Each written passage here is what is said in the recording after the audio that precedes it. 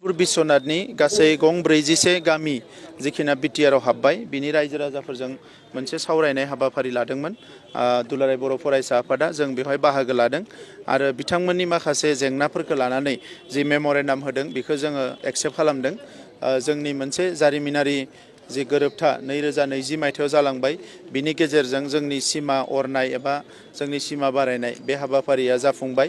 दा जिखिनि गामिफोर दङ बेखौ सोसननो थाखाय जोङो आरोबाव नाजागासिनो दङ। मोनसे गोजोनथाव खौराङा बेनो जे खम समनि गेजेरावनो 11,000निख्रुइ बांसिन जोंनि बर' फिसाफ्रा बेवहाय हानि मोन्थाइखौ मोनबाय, जायनि थाखाय जों गोबाव सम सोमावसारदोंमोन। आद्रा थानायखौबो थाबैनो होनांगोन होननानै आसामनि चिफ मिनिस्टार बिथांजों सावरायनाय जादों आरो बिथाङा थाबैनो होगोन होननानै बुंदों। ओंखायनो जोङो सानदों जे गुसुं समनि गेजेरावनो सनितपुर बिश्वनाथआव जिखिनि हानि जेंना दङ बेखौ जोङो थाबैनो सुस्रांनो हागोन। आङो दिनै गिबि खेब सावरायदों हिसाबै बे गं 46 गामियाव आलारि सोरां जोंनि बिथांखि दङ, बिनिनो 2 लाख रांजों थानसालि लुनाय बिनि थाखाय होगोन होननानै बिथांमोननो दिनै फोसावदों आरो लोगोसे 13 फरायसालि दङ बेवहाय। बे गासै 13 फरायसालियाव गंफ्रोमावबो 12 लाख थाखो खथा बारायनायनि थाखाय बिथांमोननो आं फोसावदों।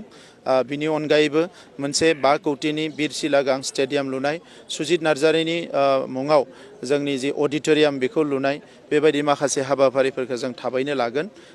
सनितपुर बिश्वनाथ सिमलुगुरिसिम जोंनि गामि सिमा बारायनायनि जि थांखि बेखौ मोगथाङाव महर होनो थाखाय बिटिआर सरकारनि फारसेनिफ्राय जोङो जोंनि माहारि आफादफोरजों लोगो नांनानै अरायसम नाजालांबाय थागोन आरो बेखौ बड'फा उपेन्द्रनाथ ब्रह्मनि जि सिमां बेखौ मोगथाङाव महर होनो थाखाय जों मालाबाबो फासयनानै थानाय नङा।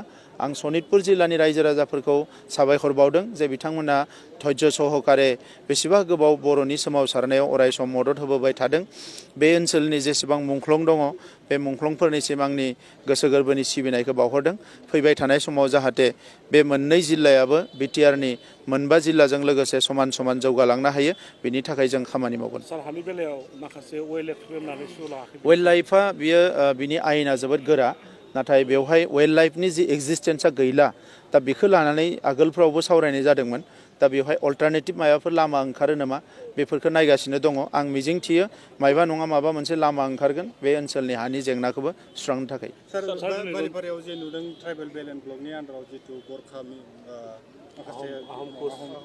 बेफोरो माखासे सानब्रबनानै मावनाय खामानि होननानै आं सानो। दा बेखौ जोंनि माखासे एमएलएफोर दङ, बिथांमोना माखासे कुइसन खालामनो हागोन एसेम्ब्लियाव। दा नंखायनो बेखौ मानि थाखाय होदों, मा जुक्तियाव होदों जों बेखौ सावरायगोन। मानोना बेवहाय बेलेन ब्लकआवथ' बिसोरो मोना। दा बेखौ बोरैहाय डाइल्युट खालामनो हायो बेखौ जोङो सावरायगोन।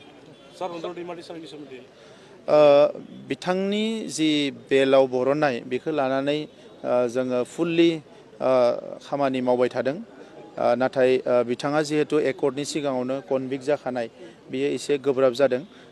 बावैसो जोङो एबसुनि आफादगिरि दिपेन बर' एनडिपिनि बारग' गाहाय नेहाथारि बिथांमोनजों जों जयै हम मिनिस्टारजों रायज्लायहैदोंमोन आरो बेवहाय बिथाङा माबा मोनसे लामा बरननो थाखाय जोंनो खोथा होदोंमोन।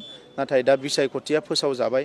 दा बिसायख'थिनि जोबनाय लोगो लोगोनो जों फिन खेबसेबाव भारतनि हम मिनिस्टार बिथांजों सावरायगोन, जाहाथे बिथांमोनखौ बरननायनि थाखाय मायबा नङा माबा मोनसे मोजां लामा बरननानै जों साक्सेस जानो हायो, बिनि थाखाय जोङो खामानि मावगोन। सार, दासिमहालागै जायफोरा बिटिआरआव सोसनजानाय जायाखै बिथांमोना बेखौ लानानै जिंगासिनानै दं जे फैबाय थानाय बिटिआर बिसायख'थियाव बिथांमोना बाहागो लाफानो हागोन ना हाया।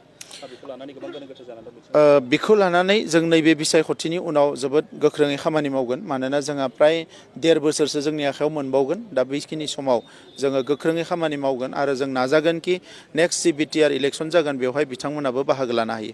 सार, दिनै नोंथाङा बेयाव बाहागो लाफैनायजों लोगोसे मा हाबाफारि मावगोन? दिनै गोबां बेवहाय खामानि मावदों जोङो। मोनसे थानसालिनि थाखाय अन्थाइ खाम्फा गायसनदों, अलरेडि 25 लाख सेंसन जाबाय। फरायसालिनि थाखायबो जोङो खाम्फा गायसनदों, फरायसालि लुनायनि थाखाय। आरो लोगोसे माखासे गोदान गोदान स्किम्सफोर जिखौ जोङो बड'लेण्डआव दा मावगासिनो दङ, बे स्किमफोरखौ फोसावदों आरो बेखौ जोङो बेवहाय मोनफा मोनफा मावलांबाय थागोन।